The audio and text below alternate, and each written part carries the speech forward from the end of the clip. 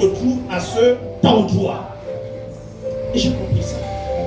Nous négligeons tellement de choses, je vous assure. Nous négligeons tellement de choses. Maintenant qu'ils disent qu'on peut prier Dieu à la maison, oui, je suis d'accord.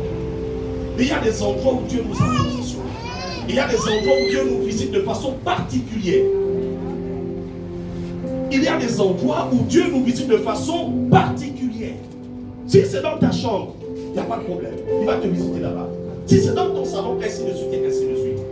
Et donc tu vois, tu vas comprendre que pour vaincre et pour avoir la victoire sur sa propre chair, regarde, autant d'efforts que quelqu'un qui est riche, n'oublie pas qu'il est riche. Il est riche. Il va escalader sur un arbre avec tous les risques. Ce n'est pas un gars de 15 ans. C'est un papa. Mais il doit y avoir une transformation dans sa vie, un changement. Sinon, qu'est-ce qui motive ce monsieur de prendre autant de risques?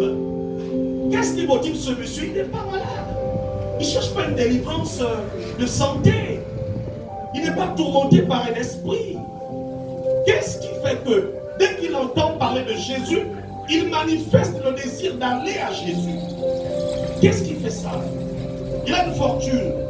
Il est l'ami des chefs. Il n'est pas n'importe qui dans la société. On s'en fout de ce que les gens pensent de lui.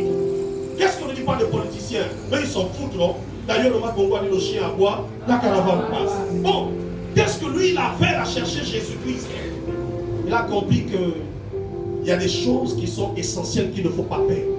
Il a compris que, hormis ceux d'argent qui sont les trésors du monde, mais il y avait un meilleur trésor que Jésus-Christ transportait. Et lui, il fallait qu'il décroche ce trésor-là. Il a compris ça. Il a compris ça. Il a laissé à un moment donné ces choses-là pour se rapprocher de ce qui est essentiel. Malgré les obstacles, le type de je m'allais pas parler. On dit il a couru. Il déploie plus d'efforts. Il va de l'avant. Ne recule pas. Toi qui chantes jamais reculer, reculer toujours. Mais oh, il y a des problèmes là qui te font reculer. Hein. La preuve, c'est quand j'ai des problèmes, même de taxi, un jour l'avais dit. Et pourtant, tu peux demander à un frère que je viens, tu peux tourner le dos. Mais genre, tu es trop long, moi je passe tout là, tu sais, moi, tu m'as demandé. Quand on voit comme ci, comme ça. Tu vois? C'est des petites situations comme ça qui parfois nous font reculer. Ce ne sont que des exemples. Mais il y en a autant qui nous font reculer. Quand on appuie le cap pour servir le Seigneur, il y a des choses parfois qui sont bêtes qui nous font reculer avec le Seigneur. Ils sont nombreux à être à la maison ce matin. Et tu poses la question, oh non, la fatigue, je viens prochainement. Ils trouvent que c'est normal. Or, en réalité, quand on vient à l'église, comme c'est l'école de l'hôpital, forcément on sort de là changé. Même avec un petit comprimé. On n'est pas obligé de sortir avec un sac de médicaments, même un seul comprimé. C'est la parole du médecin qui te rassure. Oui. On fait comment en église? Quand on dit que la victoire est en Christ Jésus, toi tu ne crois pas. Jésus avait compris que la véritable victoire se trouve en cet homme-là. Sinon, il n'aurait pas pris autant de risques. Toi qui dis que non, mais tu sais, c'est Dieu qui fait que l'on travaille, Zachée travaillait. Il était chef. Or, toi et moi, nous sommes des manœuvres, mais au moment où l'église, oh là, on a dit que là, on a fait machin. Bon, ça dépend pour ceux qui sont contraints. Hein. Je dis, il y en a qui sont contraints, c'est pas de leur faute. Mais il y a des gens qui, parfois, ils sont à la maison, ils mentent. Ils mentent. Que non, ils ont le travail. Oh, il n'y a pas de travail. Hein.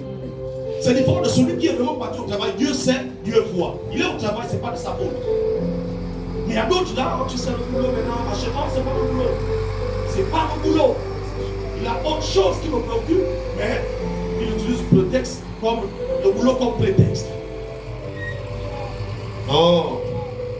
Et c'est pour ça qu'il faut bénir les gens qui continuent à s'engager dans le de Dieu. Ma sœur merveille, que Dieu te bénisse. Il a commencé quelque chose. Toi, reste constant dans ce que tu fais. La salle est propre comme ça. Hormis ceux qui le font tout le temps, à Muriel et ses enfants. Tu sais, la sœur merveille n'a plus le quartier. Là où elle travaille là-bas, elle a pris l'engagement avec le Seigneur. Je pense que c'est une fois tous les 2 dimanches. Elle vient, elle lave les pieds. Tu vois les carreaux sont comme ça. Elle lave les pieds, elle lave les chaises, et puis voilà. Ça là, elle ne fait pas pour un homme. Elle le fait pour Dieu. C'est pour son Jésus. Et ceux qui veulent connaître les récompenses qui sont attachés à ce qu'elle a en train de faire. Et nous prions que Dieu bénisse à nous dans le nom de Jésus.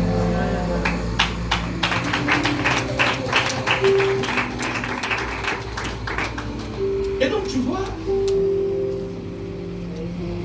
l'histoire de Zachée interpelle.